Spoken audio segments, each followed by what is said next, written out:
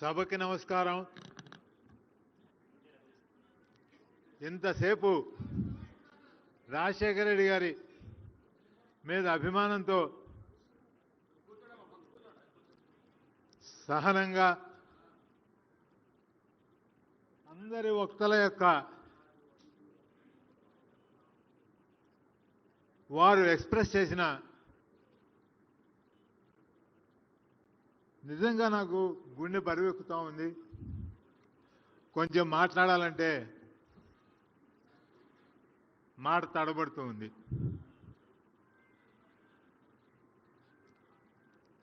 (1966) నుంచి నేను సహచర్యం చేసిన మిత్రుడు ఇంత గొప్పవాడా అని మీరందరూ ఇంతసేపు కూర్చొని ఉంటే నాకు నిజంగా చాలా ఆనందంగా ఉంది, గర్వంగా ఉంది. ఇక్కడ ఓట్ ఆఫ్ థ్యాంక్స్ చెప్పడం, అందరి పేరు పేరున చెప్పడం, ఇచ్చేయటం అది ఒక ఆనవాయితీ. కానీ మిగతా వారందరికీ రాజశేఖర రెడ్డి గారితో వారి ప్రేమని, వారి గౌరవాన్ని, వారి అభిమానాన్ని, వారి సాహచర్యాన్ని, వారి వాత్సల్యాన్ని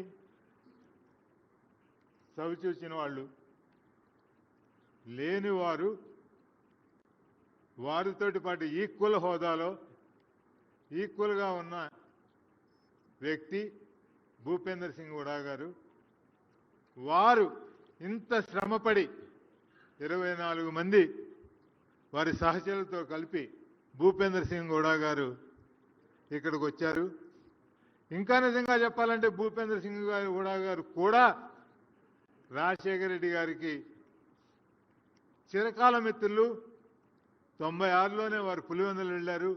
శుభకార్యాల్లో వారింట్లో, రాజశేఖర రెడ్డి గారి ఇంట్లో జరిగిన శుభకార్యాల్లోనూ అశుభకార్యాల్లోనూ అన్నిట్లోనూ వారు పాలు పంచుకున్నారు. ఇక్కడ ముఖ్యంగా అవార్డు గ్రహీతలకు థ్యాంక్స్ చెప్పాలి. నేను కాంగ్రెస్ పార్టీ అధ్యక్షుడికి థ్యాంక్స్ చెప్పాలి, కస్టమరీ. కానీ ఒక ముఖ్యమంత్రిగా ఆ సీట్లో కూర్చున్న వ్యక్తికి అదే పనిగా ఇంకొక వ్యక్తిని పొగుడుతూ ఉంటే అది మామూలుగా భరించగలిగిన విషయం కాదు. నేను చెప్తున్నాను, నేను అధికారాన్ని అతి దగ్గరగా చూశాను, అధికారం పూర్తి స్థాయిలో అనుభవించాను. సరే, ఇందా రేవంత్ రెడ్డి గారు చెప్పినట్టు కష్ట సుఖాలు, మంచి చెడ్డలు పంచుకోవడంలో నాకు కొంచెం ఎక్కువ పర్సంటేజ్ కొన్ని విషయాల్లో దక్కింది. కానీ నేను మరొక్కసారి రేవంత్ రెడ్డి గారికి మనస్ఫూర్తిగా ఎందుకు ధన్యవాదాలు అర్పిస్తున్నానంటే, ఈ సభ తరఫున నేను నిజాయితీగా చెప్తున్నా, అధికారంలో ఉన్నవాడికి ఎవరికైనా సరే పక్కన వాళ్ళని పొగొట్టడం అని,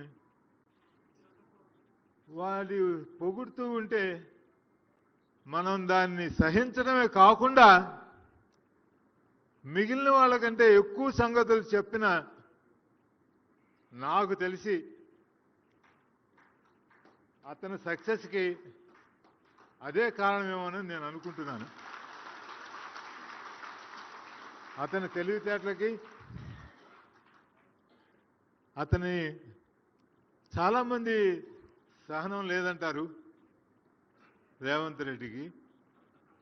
కానీ ఇంతమంది అటు చివరి నుంచి చివరి వరకు ఒక వ్యక్తిని ఏకమంత్రంగా పొగుడుతూ ఉంటే